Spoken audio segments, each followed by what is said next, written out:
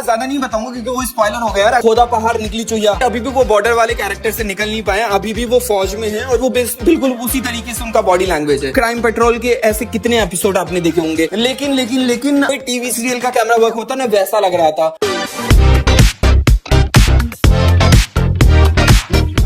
तो गाइस कुछ महीनों पहले एक टीजर आया था। नेटफ्लिक्स ने बहुत सारे कुछ शोज और कुछ मूवीज के टीजर लॉन्च किए थे, ट्रेलर लॉन्च किए थे, जिसमें से एक टीजर था इक्का का।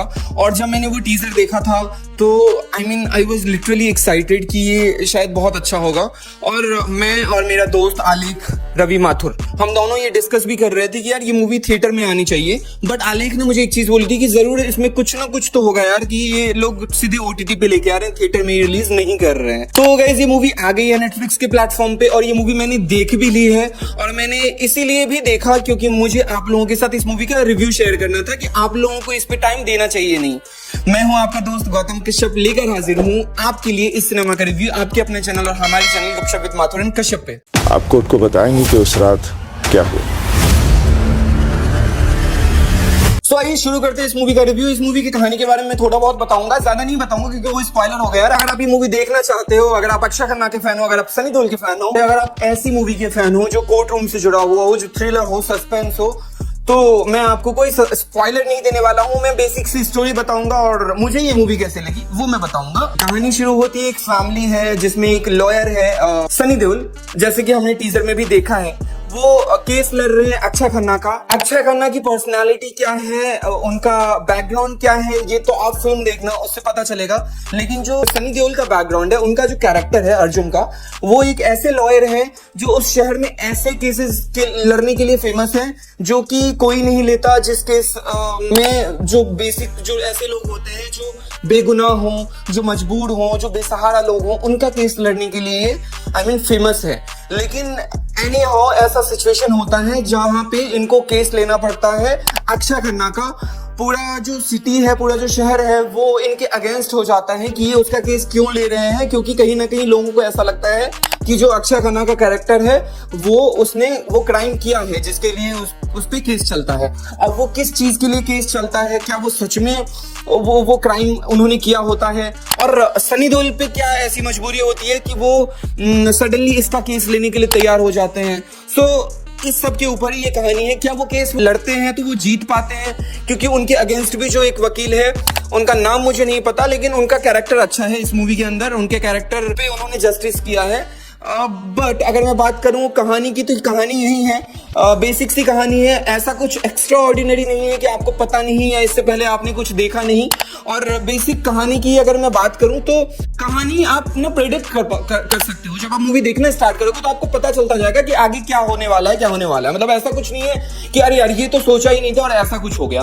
तो ऐसा कुछ भी नहीं है इस मूवी में। अगर मैं बात करूं एक्टिंग की, देखो एक्टिंग के बारे में बात करने वाले हम होते कोई नहीं है। सनी देओल बहुत ही बेहतरीन एक्टर है, हमने उनका काम देखा है। अक्षय खन्ना का बहुत ज्यादा, अब तो और बहुत ज्यादा नाम हो रहा है, तो एक्टिंग वाइज तो हम उनके लिए कुछ बोल ही नहीं सकते हैं। दिया मिर्जा, संजीदा शेख भी हैं इस मूवी में, उनके लिए हालांकि कुछ करने के लिए ज्यादा था नहीं, जिनके लिए था सनी देओल और अक्षय खन्ना। यार मैं मेरी बताऊं, मुझे ना बहुत कुछ खास नहीं लगी उनकी एक्टिंग भी, क्योंकि कोर्ट रूम ड्रामा है, लेकिन ऐसा कोई सीन नहीं आएगा जहां पे आपको याद रह जाएगा कि अरे यार सनी देओल ने तो क्या कर दिया, यार अक्षय खन्ना ने क्या कर दिया।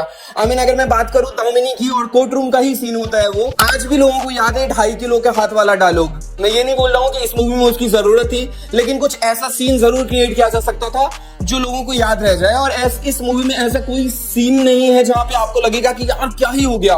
मतलब वो एक इंटेंस वाला होता है ना, हमने बहुत सारे ऐसे मूवी देखे हैं। मैं अगर सिर्फ कोर्ट रूम ड्रामा की बात करूं, मेरी जंग अनिल कपूर की, दामिनी सनी देओल की, मीनाक्षी की, वो जो कोर्ट रूम का जो पूरा डिस्कशन होता है ना, वो बहुत ही बेहतरीन है। दीवान की, जिसमें अक्षय खन्ना लॉयर बनते हैं।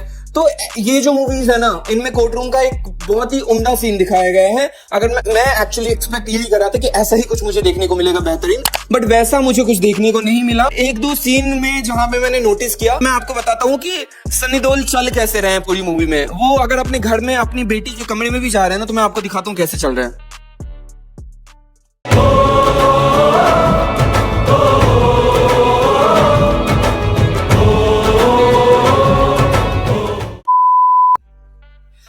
ऐसे चल चल रहे हैं, ऐसा लग रहा है कि अभी भी वो बॉर्डर वाले कैरेक्टर से निकल नहीं पाए, अभी भी वो फौज में हैं और वो बिल्कुल उसी तरीके से उनका बॉडी लैंग्वेज है। वो कोर्ट रूम में भी ऐसे ही चलते हैं, वो रोड पे भी ऐसे ही चल रहे हैं, वो जब अपनी बेटी के कमरे में जा रहे हैं अपनी बेटी से मिलने के लिए तो भी ऐसे ही चल रहे हैं। अगर मैं बात करूं अक्षय खन्ना की, तो अक्षय खन्ना के पास इस मूवी में करने के लिए बहुत ज्यादा कुछ नहीं था भाई लोगों। अगर आप इस उम्मीद के साथ ये मूवी देखना चाह रहे हो कि भाई अक्षय खन्ना अभी धुरंधर में बहुत ही कमाल किया उसने और उनको इस मूवी में भी बहुत कुछ कमाल करने को मिला होगा, तो डेफिनेटली ऐसा कुछ मिला ही नहीं है। मतलब मुझे तो ऐसा कुछ नहीं लगा। वो एक कहावत है ना कि खोदा पहाड़ निकली चुहिया, वो वाला मैं पूरी मूवी वेट करता रह गया कि कुछ तो ऐसा लगेगा कि भाई साहब ये तो कुछ कमाल ही हो गया। कुछ भी ऐसा कमाल वाली बात नहीं है और एक्टिंग वाइज मुझे बहुत ठीक ठाक लगा। और सच बताऊं, इस मूवी में अगर इतने बड़े बड़े एक्टर्स नहीं भी होते ना तो शायद मैं ये मूवी देखता भी नहीं। बट मैं बताऊं आपको, इस मूवी की जगह अगर आप क्राइम पेट्रोल के ऐसे कितने एपिसोड आपने देखे होंगे यार। एक और चीज मैंने नोटिस किया, जो कैमरा वर्क है ना इस मूवी का वो बहुत अच्छा नहीं है। ऐसा लग रहा था कि जैसे कोई टीवी सीरियल का कैमरा वर्क होता ना वैसा लग रहा था। सिनेमा जैसी वाइब नहीं आ रही थी। कई बार ऐसा फील हुआ कि जैसे कि आप टीवी सीरियल या कोई रियलिटी शो देख रहे हो वैसा कुछ फील आ रहा था। पता नहीं कैसे, बट हाँ यही फील आया। और नेटफ्लिक्स मुझे पता है कि बहुत सारे अच्छे कंटेंट भी लेके आता है, बहुत सारे बुरे कंटेंट भी लेके आता है, लेकिन ये कहीं बीच में ही रह गई। मतलब ऐसा नहीं है कि आप देखने बैठोगे तो बहुत ज्यादा बोर हो जाओगे, डेफिनेटली आपका टाइम पास हो जाएगा और शायद बहुत सारे लोगों को अच्छा भी लगे। लेकिन मैं बात करूं अगर एक्सपेक्टेशन की जो मेरी थी इस मूवी से, इस मूवी के टीजर से, इस मूवी के एक्टर से, तो उस पे मेरे हिसाब से ये खड़ी नहीं उतरी।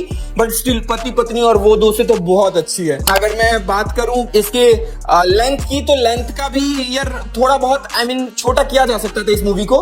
बीच बीच में कहीं कहीं पे आपको बहुत स्लो लगेगी मूवी, लेकिन जहां पे भी कोर्ट रूम वाली बात आती है तो वहां पे आपको ठीक ठाक ये मूवी खिंच जाती है। और अगर आपके पास कुछ भी नहीं है करने के लिए, अगर आप कुछ ठीक ठाक देखना चाहते हो तो मैं आपको ये रिकमेंड करूंगा इक्का मूवी।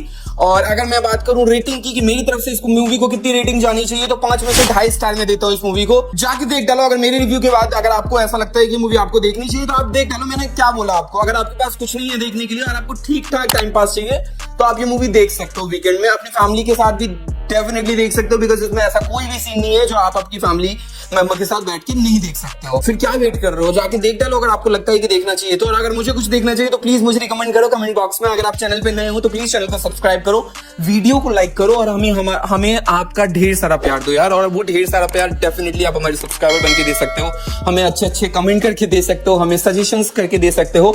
और तो क्या चाहिए, सबसे बड़ी बात अपना ख्याल रखो, खुश रहो। जय सिया राम।